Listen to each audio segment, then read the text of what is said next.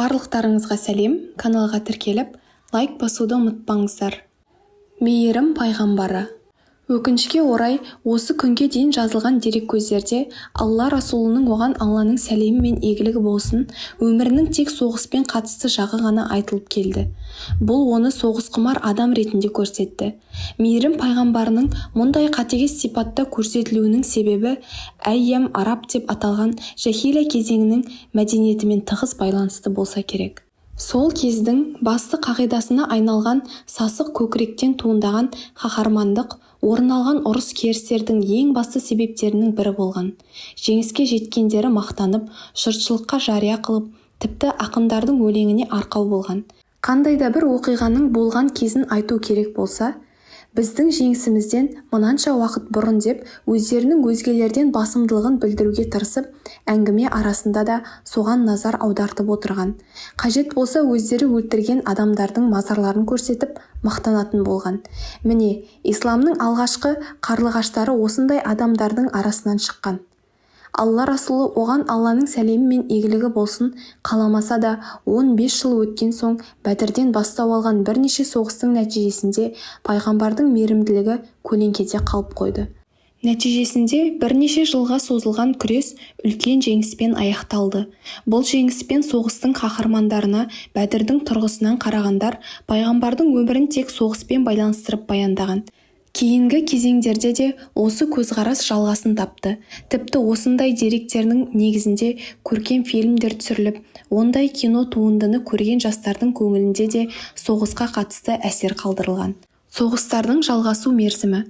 Алла Расулының оған Алланың сәлемі мен игілігі болсын 8000 күнге созылған рисалет кезеңін салыстырғанда соғысуға мәжбүр болған Бәдір, Ухуд және Хунайн сияқты негізгі соғыстар толық 2 күнге де жетпейді.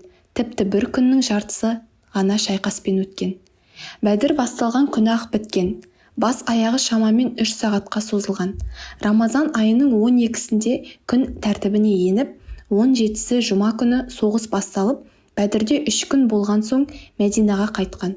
Ухуд да осыған ұқсас қысқа болғанымен, шайқас болған кезден бастап есептегенде небәрі 5 сағатқа созылған.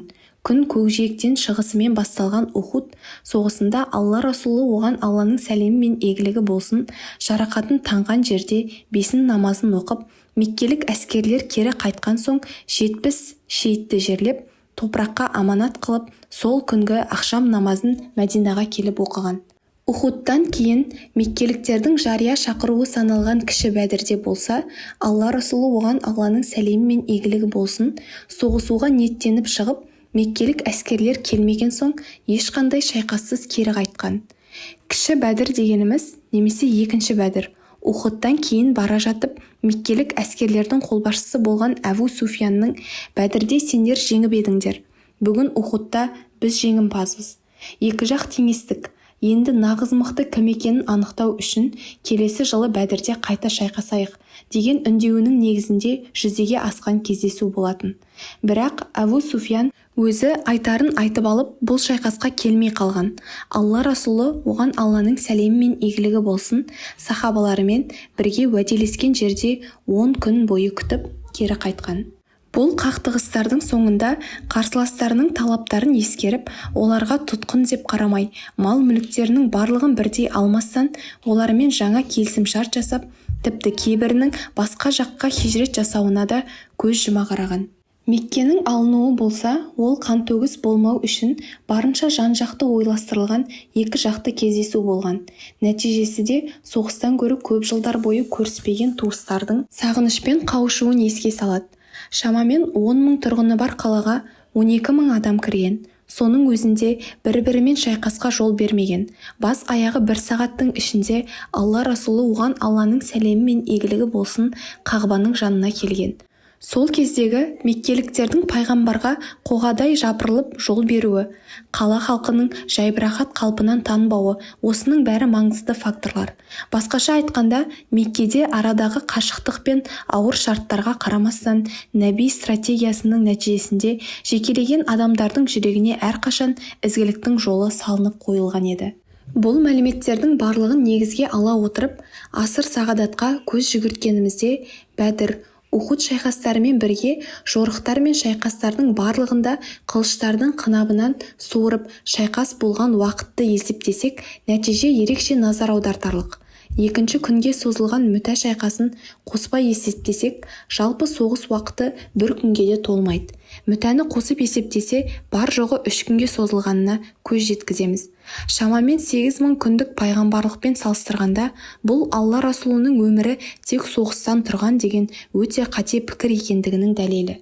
Мейірім пайғамбары, оған Алланың сәлемі мен игілігі болсын, соғыстың өзінде адамдардың өмірін сақтап қалу үшін арнайы ережелер ұсынып, өзі бірінші болып сол ережені сақтап, досы түгіл дұшпанынан мейірімін аямаған.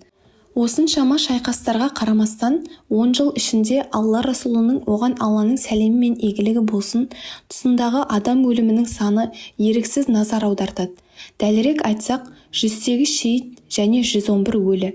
Бұған Мекке алынған кездегі шейіт санын қосса, барлығы 217 шейіт. Қарсыластардан 287 адам өлген деген дерек бар. Жасаған күнәлары үшін үкім бойынша өлтірілгенді қосқанда, бұл сан 296-ға жетеді. Сонымен барлығы 701 адам. Екі жақтың жалпы санын қосқанда 997 адам ажал құшқан. Адамзат тарихында болған бірде-бір соғыста мұншалықты аз адам өмірмен қош айтыспаған. Сондай-ақ ешқандай идеология мейірім пайғамбардың, оған Алланың сәлемі мен игілігі болсын, жеткен жетістігін қайталай алған жоқ. Өкінішке орай, тарихта кезең-кезеңімен болған түрлі қанды қырғындар орын алған. Мысалы, милади жыл санауынан бұрынғы 336-325 жылдар аралығында соғыстың кесірінен Ескендірдің тұсында 500 мың адам өлтірілгені туралы мағлұматтар бар. Сондай-ақ, милаттан бұрын, милаттан кейінгі аралықта римдіктердің 3.500.000 адамды бір-бірімен соғыстырып, олардың ажалдарына себеп болғаны тарихтан мәлім. 1095-1291 жылдар аралығында болған Крест жорығында 3 миллион адам мерт болған және 18 ғасырда өмір сүрген Шыңғыс ханның билігі кезінде 40 миллион адам қынадай қырылған. Ағылшындар Үндістанды отарлаған заманда 11 жылда 27 миллион адам өлтірілген және тағы да басқалары.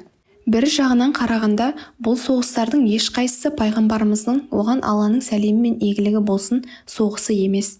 Ол ешқашан бірінші болып соғыс бастамаған. Керісінше, соғысты тоқтату үшін дипломатиялық шеберлігін барынша қолданған. Яғни бұл мәліметтер Алла елшісінің соғыс пайғамбары емес, мейірім пайғамбары екендігінің айқын дәлелі. Пайғамбарымыздың өмірлік стратегиясы кітабынан үзінді. Назарларыңызға рахмет. Каналға тіркеліп, лайк басуды ұмытпаңыздар.